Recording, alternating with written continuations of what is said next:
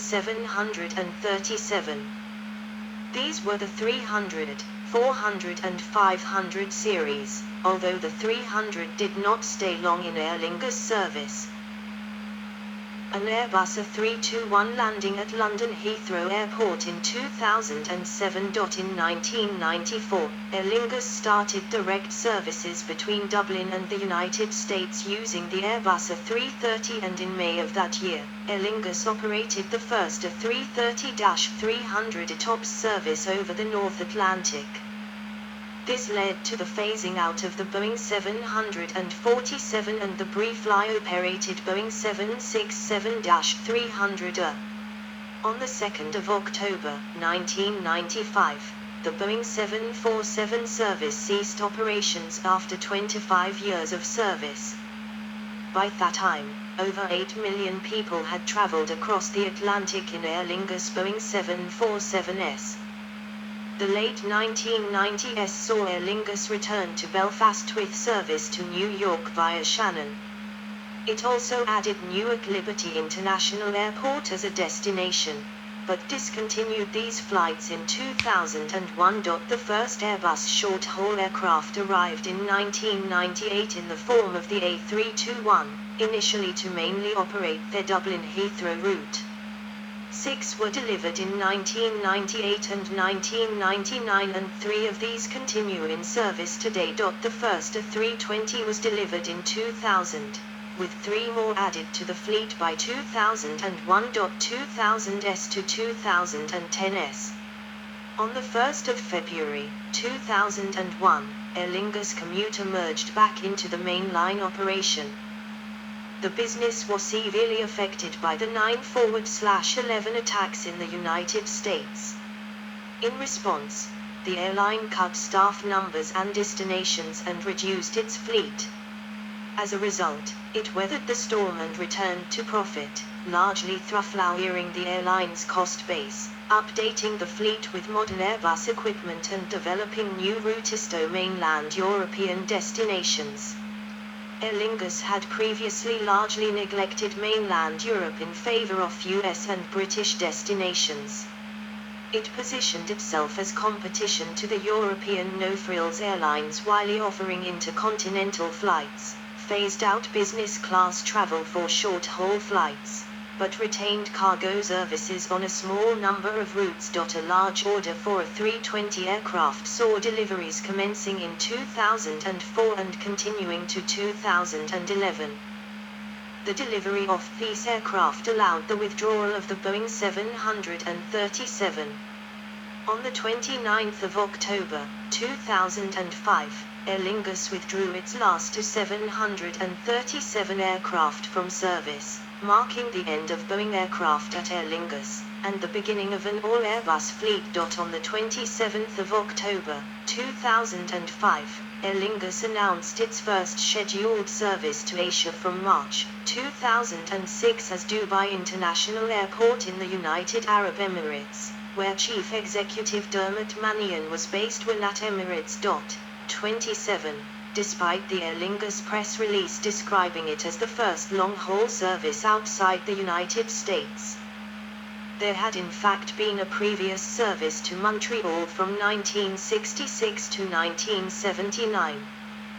The Great Circle, a distance of 5,926 kilometers, 3,682 mi, is comparable to the service to Chicago.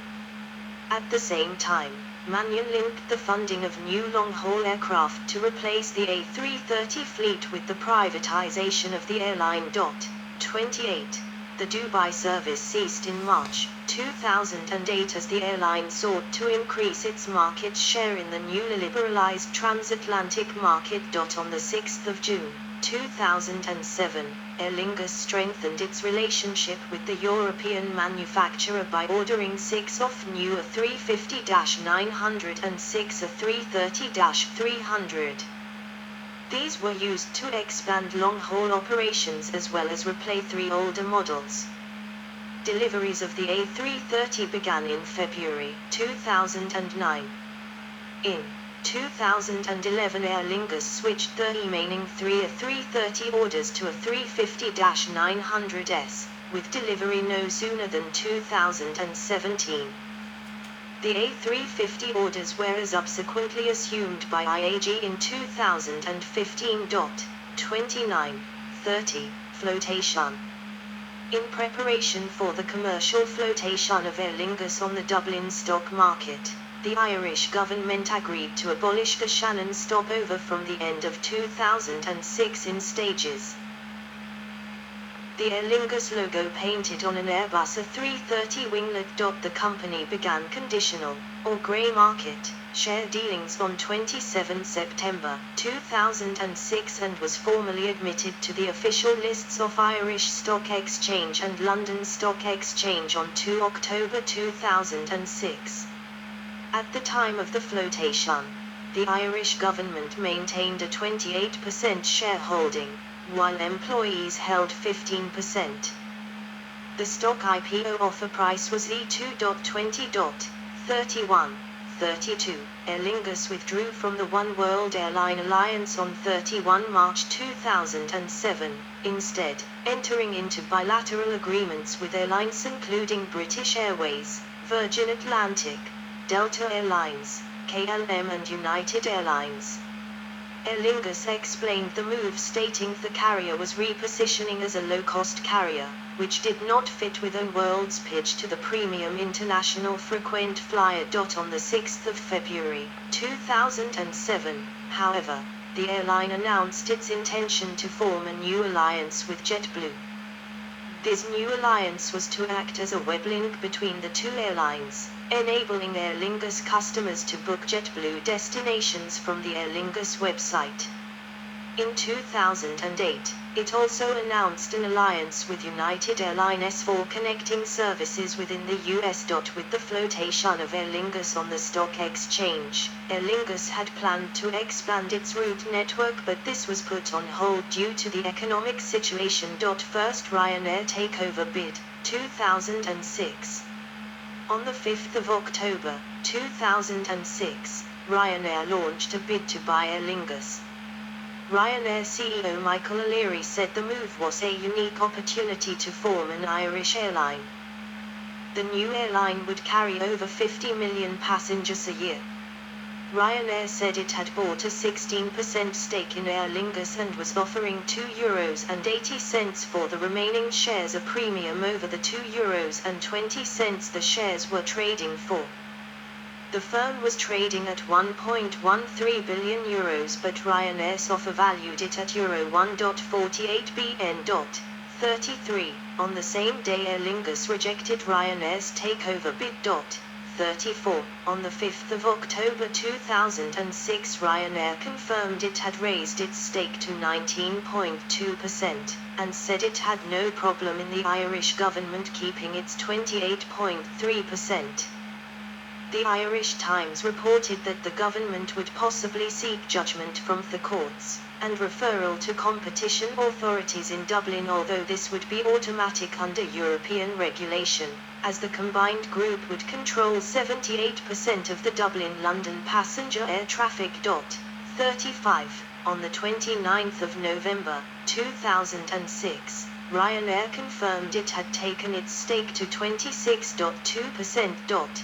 36. On the 21st of December, 2006, Ryanair announced it was withdrawing its bid for Aer Lingus, with the intent of pursuing another bid soon after.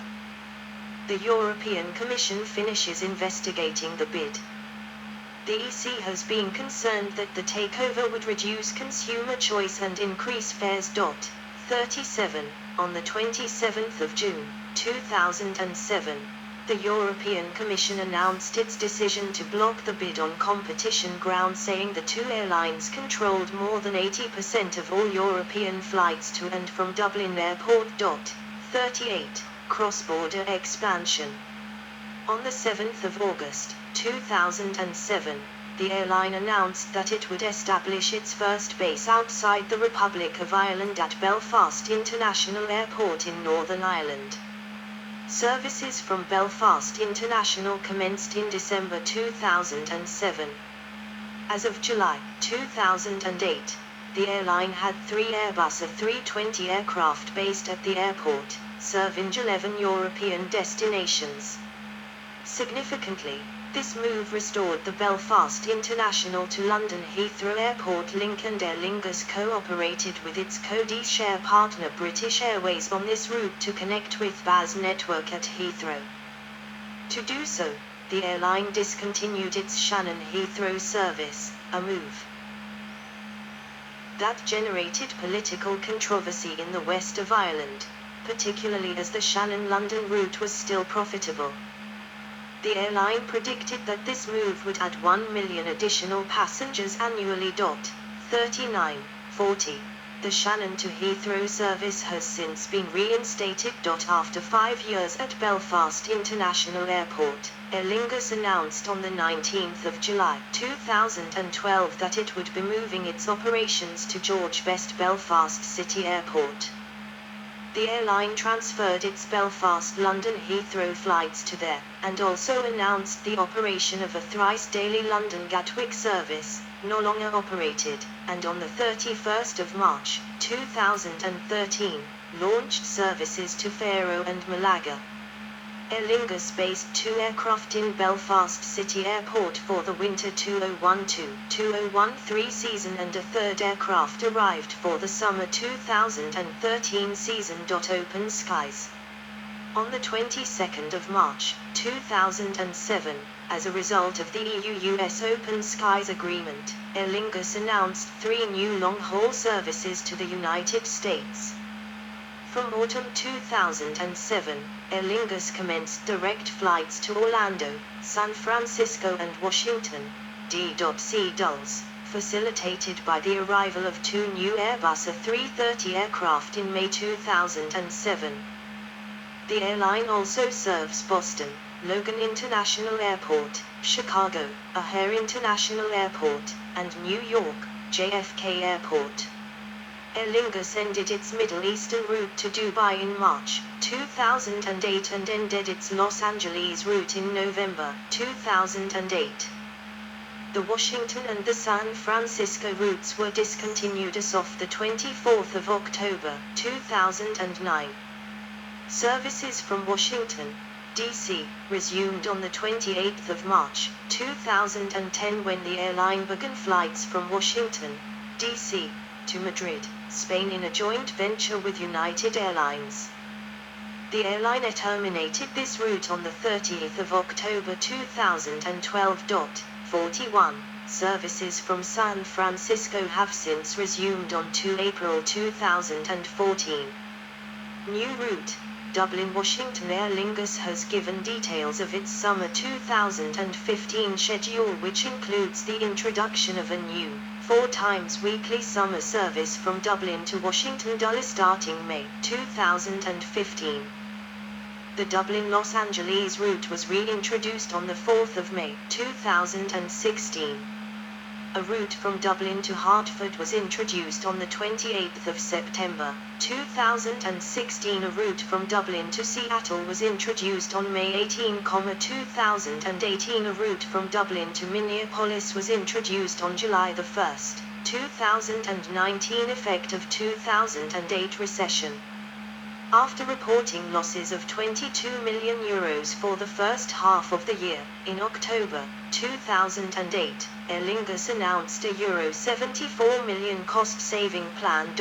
42. This plan included cutting up to 1,500 jobs, scaled back ground operations at the Cork Airport, and outsourced all ground staff at the Dublin Airport. 42. This met with a largely negative response, particularly from trade unions. 43. In December 2008, Aer Lingus announced that the Shannon Heathrow service would resume from 29 March 2009 following new arrangements with the trade unions on staff costs and the Shannon Airport Authority on airport charges. 44. However, at the end of June 2009 the company had accumulated losses of €93 million, and Chairman Colm Barrington confirmed this situation could not continue. 45. In October 2009, newly appointed Chief Executive Christoph Müller announced a radical cost-cutting plan that would lead to the loss of 676 jobs at the company and see pay and pension reductions for those being retained. The total plan aimed to achieve savings of €97 million between then and 2011. As a 6-week consultation process began, Müller refused to rule out further cuts in the future. 46. Second Ryanair takeover bid, 2008/2009.